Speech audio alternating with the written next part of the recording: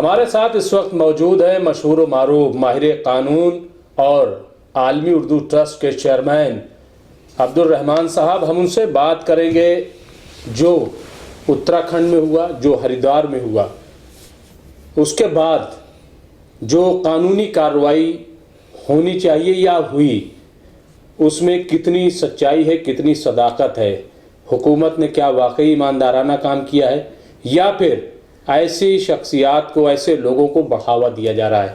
رحمان صاحب, کیا لگ رہا ہے جو ہریدوار میں ہوا, جس طریقے سے نرسنگھار ہندی میں کہتے ہیں اس کو, نسل کشی ایک طریقے سے یا قتل عام کی بات کی گئی, تو کیا جو کارروائی ہونی چاہیے تھی وہ آپ کارروائی دیکھ رہے ہیں؟ قطعی نہیں. دیکھیے, یہ اتنا خطرناک معاملہ ہے. سب سے پہلے تو یہ دیکھیے کہ جو دنیا بھر میں اس کا رد عمل ہوا ہے وہ کتنا منفی رد عمل ہے. پاکستان نے کتنا سخت احتجاج اس پر کیا کہ ہندوستان کے سفارتکار کو اپنی وزارت میں حاضر رہنے کا حکم دیا گیا اور اس کو جو بھی وہ لوگ کرتے ہیں ڈانٹا ڈپٹا اور یہ کہا کہ آپ کی حکومت کیوں اس پر خاموش ہے. اور یہ بات بہت زیادہ اہم ہے. پوری دنیا میں سب سے پہلے یہی کہا گیا کہ حکومت اس پر خاموش کیوں ہے, اور اس میں یہاں حکومت کی خاموشی جو ہے وہ غیر قانونی ہی نہیں ہے, وہ غیر آئینی خاموشی ہے. اس کی وجہ یہ ہے کہ آئین کے ذریعے قائم کی گئی ایک حکومت, جمہوری طور پر قائم کی گئی حکومت آئین اور قانون کی پاسدار ہوتی ہے اور آئین اور قانون سے پابند عہد ہوتی ہے, اور ہر طرح سے پابندی کرنا اس کا فرض ہے. ہر وہ کام کرنا فرض ہے جو آئین نے اس پر فرض کیا یا قانون اس پر فرض کی طور پر عائد کرتا ہے. اب ہمارے ہاں اس طرح کے بہت سے قانون, ایک دو نہیں ہیں, بہت سے قانون ہیں. ہماری تعزیرات ہند میں 153 اے ہے, 124 اے ہے جو سیڈیشن کا قانون ہے, دیش دروہ کا, اور 295 اے ہے. اس طرح کے قوانین موجود ہیں کہ اگر آپ کسی شخص کی جائے پیدائش, اس کے نام, اس کی قوم, اس کے مذہب کو ٹھیس پہنچانے والی کوئی بات کریں, اور جو ان لوگوں نے کیا ہے تو یہ سب کوگنیزیبل آفینسز ہیں. یعنی ان سب میں پولیس بغیر کسی وارنٹ کے گرفتار کر سکتی ہے, اور نہ صرف کر سکتی ہے بلکہ ایسا کوئی بھی جرم سرزد ہونے کی صورت میں پولیس کا یہ فرض ہو جاتا ہے کہ وہ اس شخص کو گرفتار کر کے اور مقدمہ قائم کریں. مگر ایسا نہیں ہوا. کیوں نہیں ہوا؟ جبکہ دوسری طرف آپ نے دیکھا ہوگا کہ معمولی وجوہات سے, بلکہ کئی جگہوں پر بغیر کسی وجہ کے مسلمانوں کو گرفتار کیا گیا, ان پر UAPA جیسا قانون لگا دیا گیا. صدیق کپن نام کا جو صحافی بیچارہ وہ آج بھی جیل میں ہے, جس کے خلاف کوئی ابھی واضح قسم کے چارجز بھی نہیں ہیں, اور بہت ہی الٹے سیدھے قسم کے الزامات اس پر عائد کر کے اس کو UAPA میں گرفتار کر لیا گیا, جن کا ابھی تک کوئی ثبوت بھی نہیں دے پایا استغاثہ یا حکومت یا پولیس, اور وہ جیل میں ہے. تو یہ ساری چیز دیکھتے ہوئے اس کے علاوہ اور کیا کہا جا سکتا ہے کہ ایسے لوگوں کو پروٹیکشن حاصل ہے, گورنمنٹ کا پروٹیکشن حاصل ہے, اور بلکہ نہ صرف پروٹیکشن حاصل ہے بلکہ وہ کسی کی شے پر ایسا کر رہے ہیں جو انداز تھا ان کا. کیونکہ وہ تھانے میں جا کر کے باقاعدہ پولیس کے گلے میں ہاتھ ڈال رہے ہیں, ہنس رہے ہیں, مسکرا رہے ہیں, ایسا لگ رہا ہے کہ جیسے ان کا استقبال ہو رہا ہے. ارے بھائی, تھانے کا جو ویڈیو وائرل ہوا ہے اس میں آپ نے دیکھا ہوگا کسی ویب سائٹ نے یا کسی نیوز پورٹل نے اس کا پورا بیانیہ وہاں پر درج کیا ہے اپنے ہاں, اور یہ بتایا گیا ہے کہ اس میں وہ یہ کہہ رہا ہے پربودھانند اور وہ نرسنگانند اور وہ عورت جو ہے اب اناپورنا, تو وہ اس کی طرف اشارہ کرتے ہوئے کہتی ہے اس کمپلینٹ کی طرف جو اس نے اس پولیس آفیسر کے ہاتھ میں دی ہے, اور وہ پولیس آفیسر ہنس رہا ہے بہت خوش دلی کے ساتھ جیسے دوستوں میں گھرا ہوا ہو, اور وہ کہتی ہے کہ بھئی ہمیں امید ہے کہ تم اس پر نشپکش ہو کر ایکشن لوگے. تو اس پر نرسنگانند کہتا ہے کہ نشپکش کیوں, غیر جانبدار کیوں, یہ تو ہمارا لڑکا ہے, ہمارے پکش میں بولے گا, ہمارے پکش میں کام کرے گا.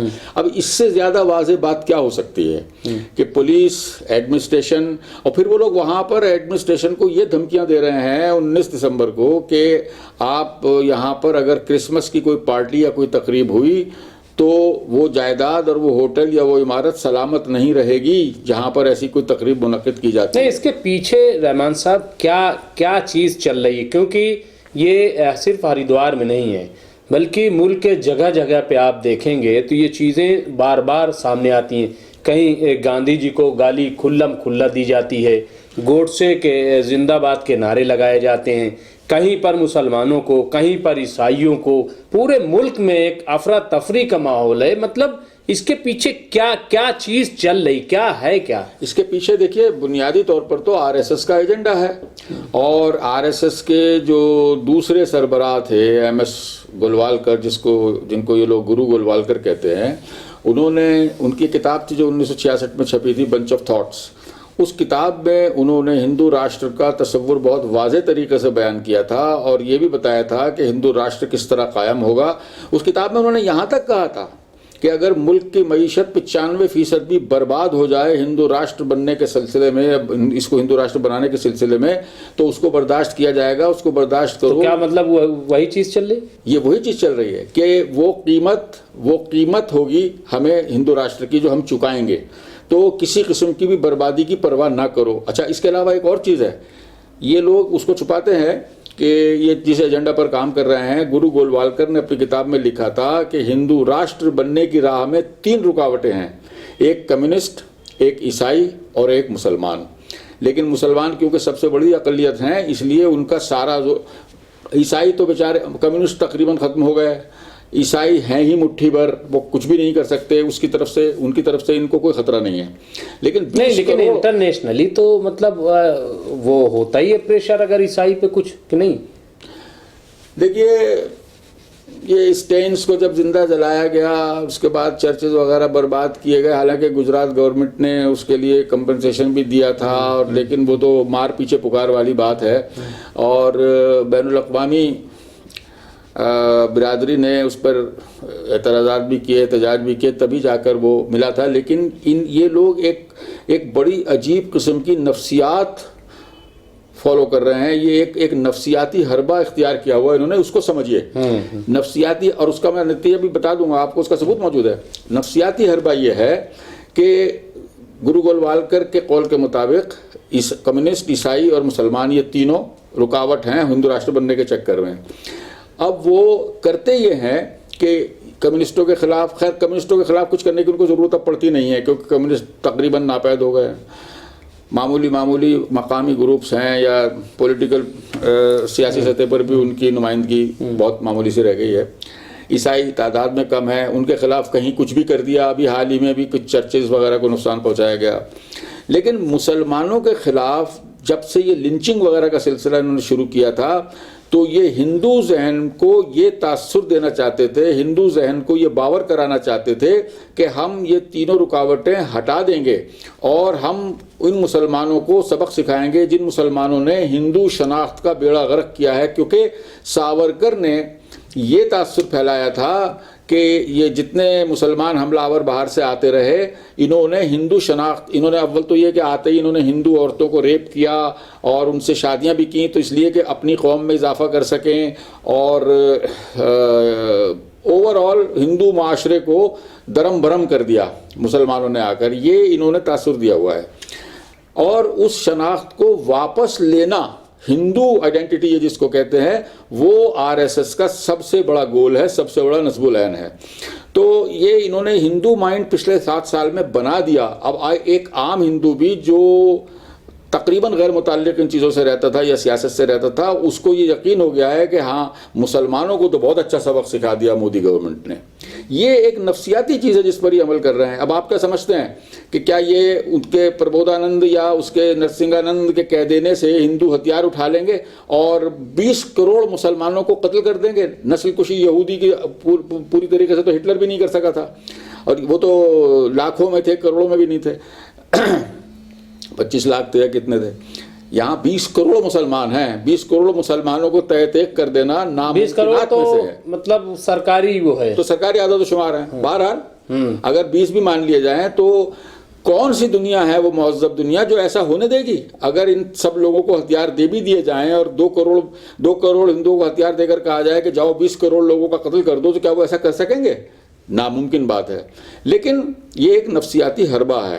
وہ ان ہندوؤں کو جو ہندو راشٹر کے تصور کو اپنا ایک سنہری خواب سمجھتے ہیں, ان ہندوؤں کو یہ باور کرانا چاہتے ہیں کہ ہندو راشٹر بس اب قائم ہونے والا ہے، اور یہ دیکھو ہم نے یہ اچھا دوسری چیز ایک اور ہے، یہ ایسے مواقع پر یعنی یہ مسلمانوں کو اس حد تک اکسا دینا چاہتے ہیں، اس حد تک بھڑکا دینا چاہتے ہیں، اس حد تک پرووک کر دینا چاہتے ہیں کہ مرتا کیا نہ کرتا، اگر آپ کسی پر حملہ کریں گے وہ اپنی استعداد کے مطابق اپنی حفاظت کرنے کے لیے ہاتھ پیر ڈنڈا تلوار کچھ تو اٹھائے گا۔ یہ چاہتے ہیں کہ مسلمانوں کو اس حد تک اکسا دیں زبانی طور پر ہی صحیح کہ ان کی طرف سے غلطیاں سرزد ہونی شروع ہو جائیں، اور وہ کوئی آدمی غلط بات کہہ دے اس کو یو اے پی میں گرفتار کر کے جیل میں ڈال دیا جائے تو دوسرے مسلمان کو عبرت ہو۔ یہ سارا ایک بڑا نفسیاتی کھیل چل رہا ہے۔ لیکن ابھی ناصر الدین شاہ جو اداکار ہیں جی ہالی ووڈ کے، جی نصیر الدین شاہ، تو انہوں نے تو بالکل یہ کہا کہ صاحب پھر تو یہ نہیں ہوگا کہ آپ چپ کوئی بیٹھے گا۔ انہوں نے بالکل ٹھیک کہا، نصیر الدین شاہ نے جو کچھ کہا وہ قانونی دائرے میں رہ کر کہا ہے۔ اس کی وجہ یہ ہے کہ خود حفاظتی کا یعنی سیلف ڈیفense کا حق قانون ہی دیتا ہے انسان کو۔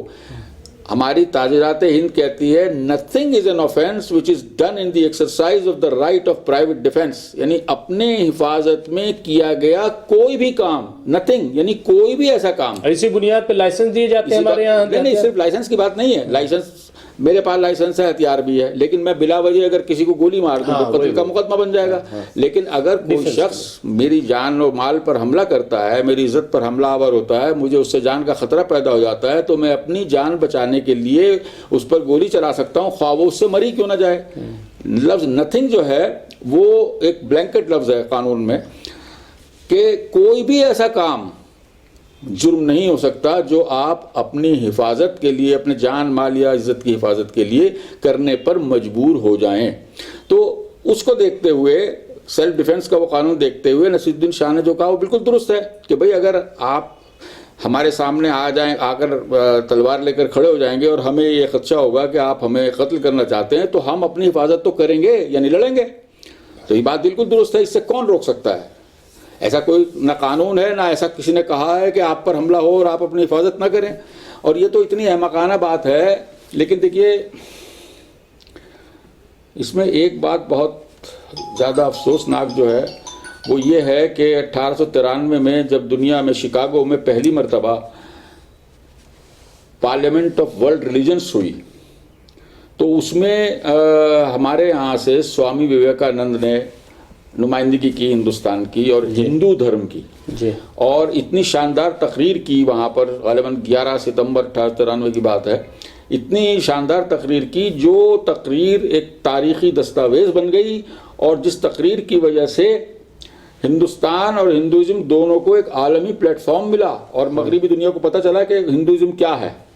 اس تقریر میں یہ کہا گیا تھا، سوامی وویکانند نے یہ کہا تھا کہ بہت ہو گئی عصبیت اور تعصب، دنیا کو تشدد دیا اس مذہبی تعصب نے، مذہبی عصبیت نے، دہشت گردی دی جس نے پورے کرۂ اور اس کو خون میں نہلا دیا، اور میں جو ہوں مجھے فخر ہے کہ میں اس ہندوستان کا باشندہ ہوں جس ہندوستان نے ہمیشہ مظلوموں کی مدد کی ہے، پناہ جویان کو پناہ دی ہے، جس نے زرتشت کے پیرووں اور یہودیوں کو بھی جن پر بقیہ دنیا نے عرصہ حیات تنگ کر دیا تھا ان کو جنوبی ہند میں لا کر اپنایا اور ان کو پناہ بھی دی، شہریت بھی دی، سب کچھ دی۔